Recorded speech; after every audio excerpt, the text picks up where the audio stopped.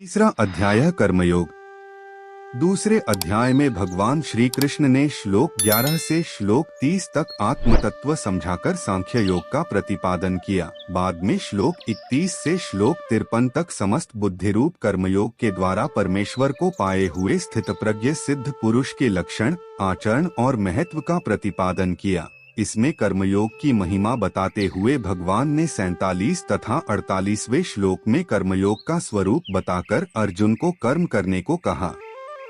49वें श्लोक में समत्व बुद्धि रूप कर्मयोग की अपेक्षा सकाम कर्म का स्थान बहुत नीचा बताया। 50वें श्लोक में समत्व बुद्धियुक्त पुरुष की प्रशंसा करके अर्जुन को कर्मयोग में जुड़ जाने के लिए कहा और 51वें श्लोक में बताया कि समत्व बुद्धियुक्त ज्ञानी पुरुष को परम पद की प्राप्ति होती है। यह प्रसंग सुनकर अर्जुन ठीक से तय नहीं कर पाया, इसलिए भगवान से उसका और स्पष्टीकरण कराने तथा अपना निश्चित कल्याण जानने की इच्छा से अर्जुन पूछता है। अर्जुन बोले हैं, हे जनार्दन, यदि आपको कर्म की अपेक्षा ज्ञान श्रेष्ठ मान्य है तो फिर हे केशव, मुझे भयंकर कर्म में क्यों लगाते हैं? आप मिले हुए वचनों से मेरी बुद्धि को मानो मोहित कर रहे हैं, इसलिए उस एक बात को निश्चित करके कहिए जिससे मैं कल्याण को प्राप्त हो जाऊं। श्री भगवान बोले हैं, हे निष्पाप, इस लोक में दो प्रकार की निष्ठा मेरे द्वारा पहले कही गई है। उनमें से सांख्य योगियों की निष्ठा तो ज्ञान योग से और योगियों की निष्ठा कर्मयोग से होती है। मनुष्य न तो कर्मों का आरंभ किए बिना निष्कर्मता को यानी योग निष्ठा को प्राप्त होता है और न कर्मों के केवल त्याग मात्र से सिद्धि यानी सांख्य निष्ठा को ही प्राप्त होता है। निःसंदेह कोई भी मनुष्य किसी काल में क्षण मात्र भी बिना कर्म किए नहीं रहता, क्योंकि सारा मनुष्य समुदाय प्रकृति जनित गुणों द्वारा परवश हुआ कर्म करने के लिए बाध्य किया जाता है। जो मूढ़ भी मनुष्य समस्त इंद्रियों को हठपूर्वक ऊपर से रोककर मन से उन इंद्रियों के विषयों का चिंतन करता रहता है, वह मिथ्याचारी अर्थात दंभी कहा जाता है। किंतु हे अर्जुन, जो पुरुष मन से इंद्रियों को वश में करके अनासक्त हुआ समस्त इंद्रियों द्वारा कर्मयोग का आचरण करता है, वही श्रेष्ठ है। तू शास्त्र विहित कर्तव्य कर्म कर, क्योंकि कर्म न करने की अपेक्षा कर्म करना श्रेष्ठ है तथा कर्म न करने से तेरा शरीर निर्वाह भी सिद्ध नहीं होगा। यज्ञ के निमित्त किए जाने कर्मों के अतिरिक्त दूसरे कर्मों में लगा हुआ ही यह मनुष्य समुदाय कर्मों से बंधता है।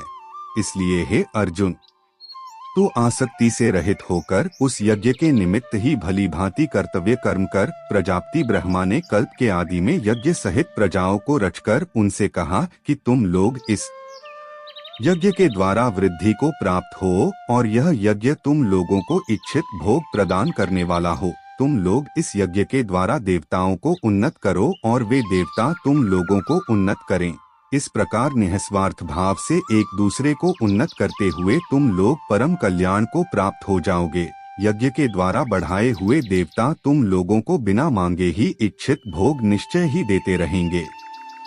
इस प्रकार उन देवताओं के द्वारा दिए हुए भोगों को जो पुरुष उनको बिना दिए स्वयं भोगता है, वह चोर ही है।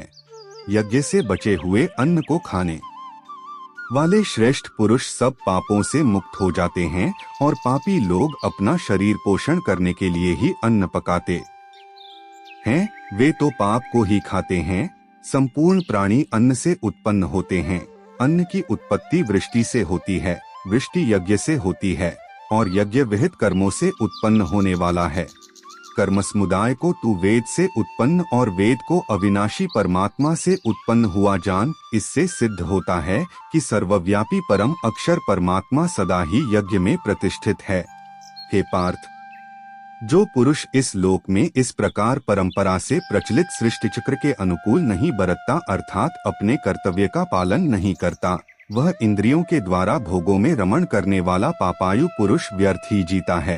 परंतु जो मनुष्य आत्मा में ही रमण करने वाला और आत्मा में ही तृप्त तथा आत्मा में ही संतुष्ट है, उसके लिए कोई कर्तव्य नहीं है।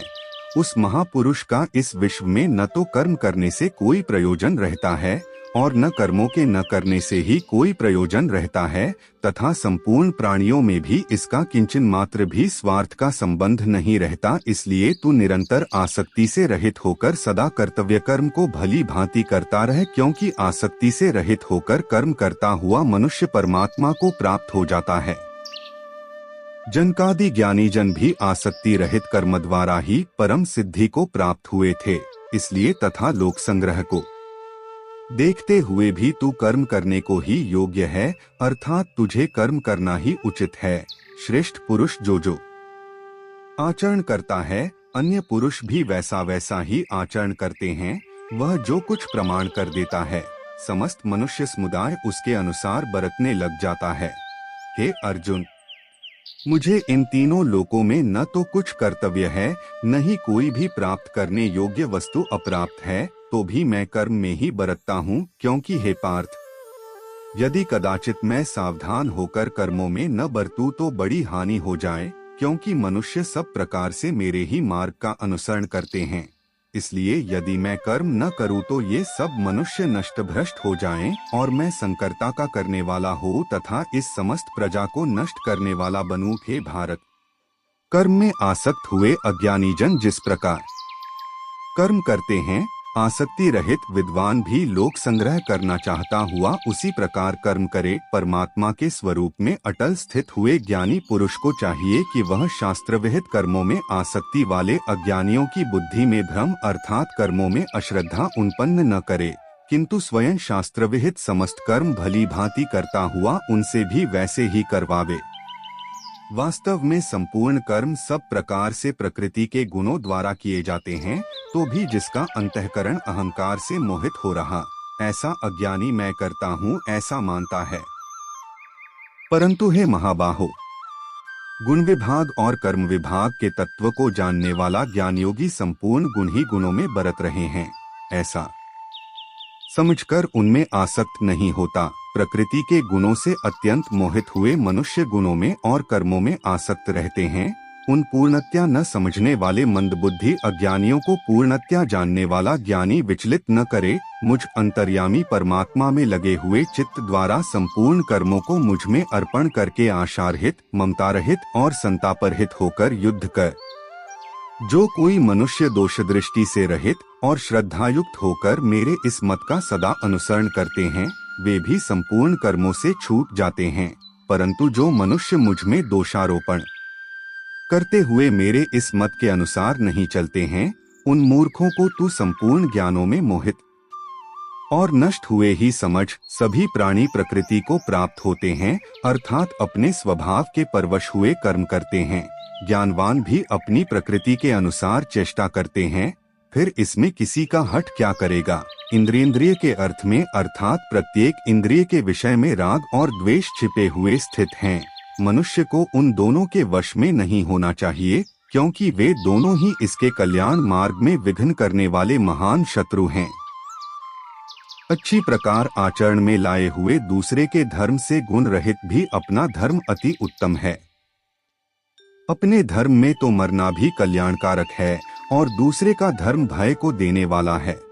अर्जुन बोले, हे कृष्ण, तो फिर यह मनुष्य स्वयं न चाहता हुआ भी बलात् लगाए हुए की भांति किससे प्रेरित होकर पाप का आचरण करता है? श्री भगवान बोले, रजोगुण से उत्पन्न हुआ यह काम ही क्रोध है। ये बहुत खाने वाला अर्थात भोगों से कभी ना घाने वाला और बड़ा पापी है। इसको ही तू इस विषय में वैरी जान। जिस प्रकार धुएं से अग्नि और मैल से दर्पण ढका जाता है तथा जिस प्रकार जेड़ से गर्भ ढका रहता है, वैसे ही उस काम के द्वारा यह ज्ञान ढका रहता है। और हे अर्जुन, इस अग्नि के समान कभी न पूर्ण होने वाले काम रूप ज्ञानियों के नित्य वैरी के द्वारा मनुष्य का ज्ञान ढका हुआ है। माश, अनुक्रम, इंद्रियां, मन और बुद्धि ये सब वास स्थान कहे जाते हैं। ये काम इन मन, बुद्धि और इंद्रियों के द्वारा ही ज्ञान को आच्छादित करके जीवात्मा को मोहित करता है। इसलिए हे अर्जुन, तू पहले इंद्रियों को वश में करके इस ज्ञान और विज्ञान का नाश करने वाले महान पापी काम को अवश्य ही बलपूर्वक मार डाल। इंद्रियों को स्थूल शरीर से पर यानी श्रेष्ठ, बलवान और सूक्ष्म कहते हैं। इन इंद्रियों से पर मन है, मन से भी पर बुद्धि है। और जो बुद्धि से भी अत्यंत पर है वह आत्मा है। इस प्रकार बुद्धि से पर अर्थात सूक्ष्म, बलवान और अत्यंत श्रेष्ठ आत्मा को जानकर और बुद्धि के द्वारा मन को वश में करके, हे महाबाहो, तू इस काम रूप दुर्जय शत्रु को मार डाल। इस प्रकार उपनिषद, ब्रह्म विद्या तथा योग शास्त्र रूप श्रीमद् भगवद गीता के श्री कृष्ण अर्जुन संवाद में कर्मयोग नामक तृतीय अध्याय संपूर्ण हुआ। 6। हेलो दोस्तों, ऐसी वीडियो को देखने के लिए वीडियो को लाइक और चैनल को सब्सक्राइब कर लीजिए। आपको ऐसी वीडियो हमेशा देखने को मिलती रहेंगी।